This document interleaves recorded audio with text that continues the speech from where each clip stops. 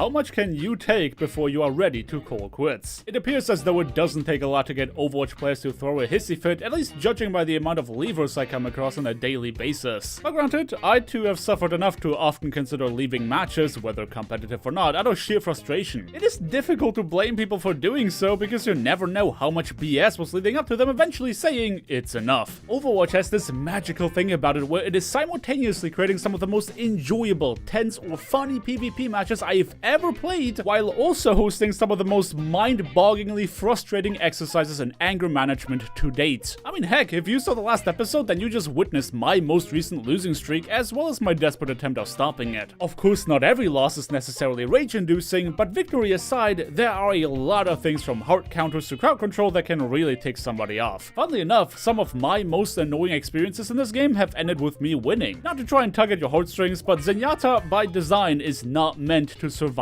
every single engagement. And that means that whenever the enemies are determined to take you out, there often isn't anything you can do about it on your own. Now, if you have seen any amount of my ranked episodes, then you'll know that more often than not, I am very much willing to flex on my team. But every so often, I can't help but give in to my desire of just playing what I want. The problem is that me playing whatever my heart desires often creates a very violent response from the enemy team, as my performance on my main incentivizes them to counter me into oblivion. Today's story is one of bravery, perseverance, and an unwillingness to yield in response to my oppressors. No matter how much I get focused and how many enemies I'll get to swap their heroes, I will not get off Zenyatta, even if that means never leaving my spawn room. Ladies and gentlemen, our story today takes place on Junkertown.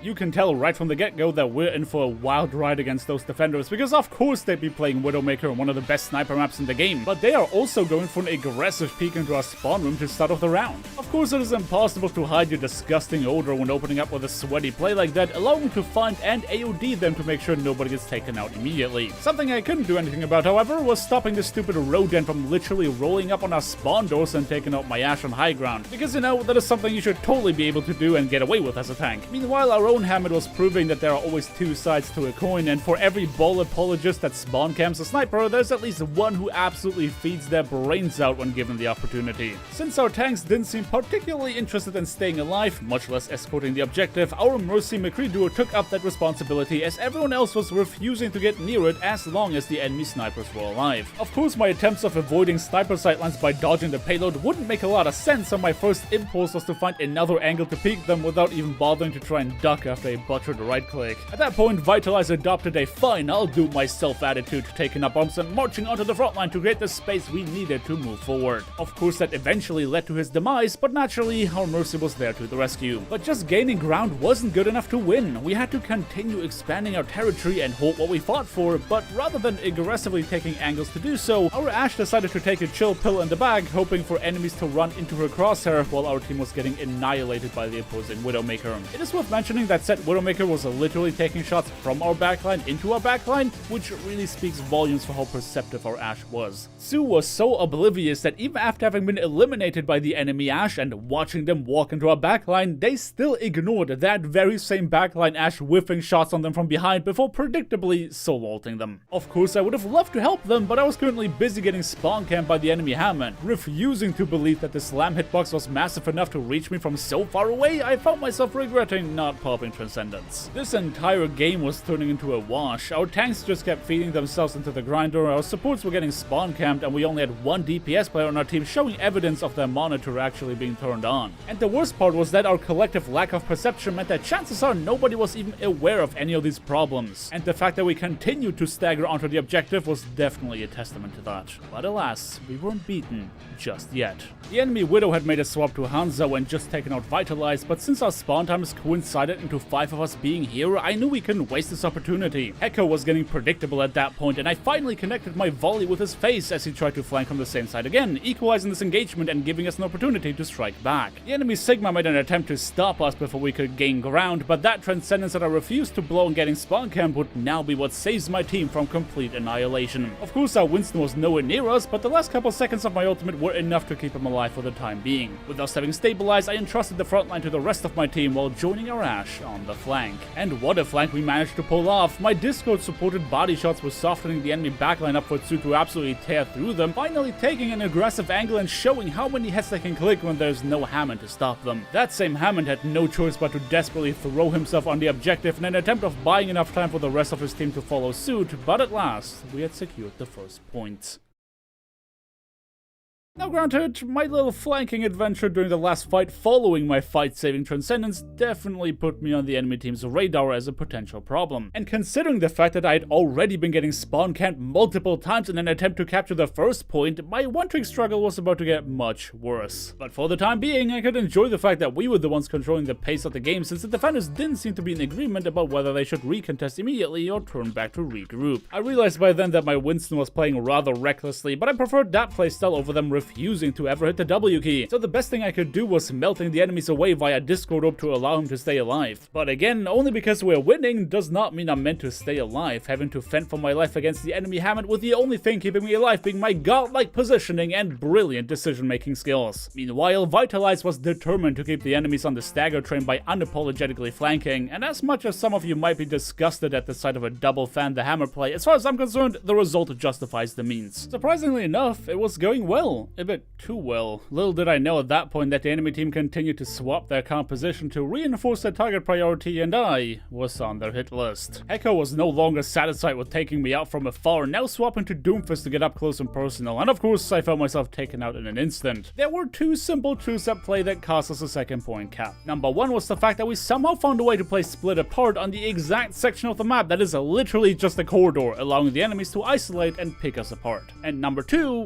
was the fact that we should definitely be getting off Winston. Now here's the thing about me playing Zenyatta. Where many people believe that your only value comes from mechanical prowess, I believe in overpowering the opposition using my superior intellect. Their team was clearly out to eliminate me as quickly as possible, which means the rest of my team will be experiencing less pressure if I'm not part of the engagement. More than trying to hide from my counters, I was trying to pull them away from the rest of my team, so they needed to use their cooldowns just to get to me, but of course I wasn't intending to let them kill me without a fight. Echo was predictably biting the bait I had carefully laid out, and at this point you might assume that his team had the upper hand because I just blew Transcendence, but they don't. Thanks to the myriad of wrinkles present on my brain, I had devised a counterplay for his attempted escape, which allowed me to forego my role as prey in favor of becoming the hunter. You can be certain that I savored every moment of what was clearly a victory made on the back of solid decision making over just relying on my mechanics. Now, as much as I would like to avoid sounding too cocky, even when just for comedic effect, that play literally opened up the second point for us. It is important to remember that when you are genuinely getting hard focused by the enemies, that is something you can use to your advantage. Vengeful players are often very predictable, and the more heat is on you specifically, the less the rest of your team is going to be pressured. Doomfist and Hammond were gunning for me all game long, so when they were out of cooldowns, my additional snipe on their second DPS was really all it took for us to get back on the objective. Of course, there was another desperate attempt at stalling, but once more, we would prevail. But I gotta be honest with you guys, when I was getting spawn camped at the first point, I was actually about to just ult for the game, but seeing how tight of a match I would have missed out on, I was really glad I didn't. I mean, with a total of 6 deaths to my name, I wasn't exactly having the time of my life.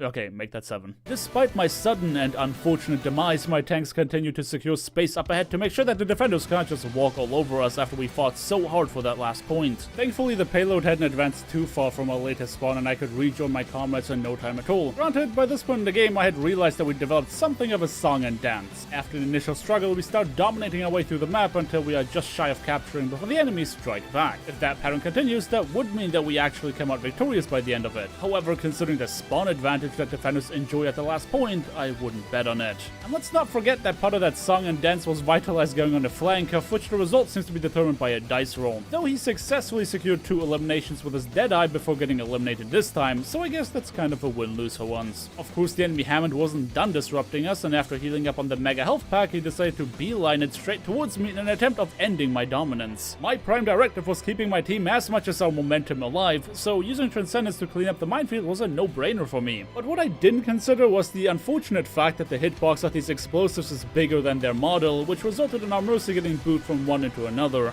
unlucky. As much as I want to say that our Winston was also determined to keep up our momentum, considering his track record, I am reasonably certain that him using his ultimate was a decision he made in sheer disregard of our Mercy's death. But it did force out Transcendence, which really is more than he got out of most of his primal rages so far. Needless to say that, yes, the theme continued and we got picked off one by one as our tanks left the squishies alone in sheer disregard for the current situation. The payload was left vacant once more, and all of our struggles leading up to this point had cost us a lot of time, which means we didn't have the luxury of taking it slow. We had to engage and do it fast. Our tank line fearlessly stormed onto the high ground to allow the rest of our team safe passage to the objective. Forcing the defenders off of an advantageous position would make for a great start to this final fight, and I was ready to give it my all. My low mobility self arrived late to the party, and of course I had to be wary of enemy flankers, though one such flanker presented themselves much sooner than I expected, ready for me to kick them in the face just before overtime hit, giving them a long spawn. Our tanks continued to do what they do best, which was running face first into the opposition in complete disregard for their own or anyone else's safety, but luckily for them, the rest of our team was there to clean up the mess. More defenders continued to stream out of the respawn gate as I rained Discord orbs of destruction down on them, and as much as their Roadhog made for an easy addition to my KDR, their Hammett was once again harassing my backline, just that this time he wouldn't get away with it. And as we are closing out this match on Junkertown, let me just say that I do read a lot of you guys' comments, and I saw that a decent bunch of you missed seeing quick play matches on the channel. I understand both perspectives, so ranked adds a lot of tension to the story as I put my skill rating on the line, but it is usually just very sweaty gameplay compared to the often silly things that can happen in quick play. I mean, heck, I definitely wouldn't have sat on Zenyatta all game long to be farmed like this because my teammates would have flamed me, and that rightfully so. Funny outplays like the one against Doomfist just don't often happen in comp because you have to play so much more carefully. What I'm saying is that there is room for both of these types of videos on the channel. As you have seen on the last episode, sometimes my ISP literally does not allow me to commit to ranked due to instabilities and outages, so quick play matches aren't just gonna vanish from our programming. Either way, I hope you guys still enjoyed the episode even if it wasn't ranked. And hey, feel free to leave your own 2 cents on the matter down in the comment section below. As always, my friends, don't forget to drop me a like on your way out if you enjoyed the video, subscribe if you want to see more, and definitely ring that bell icon to not miss out on my next upload. I hope you guys have a fantastic day, and until next time,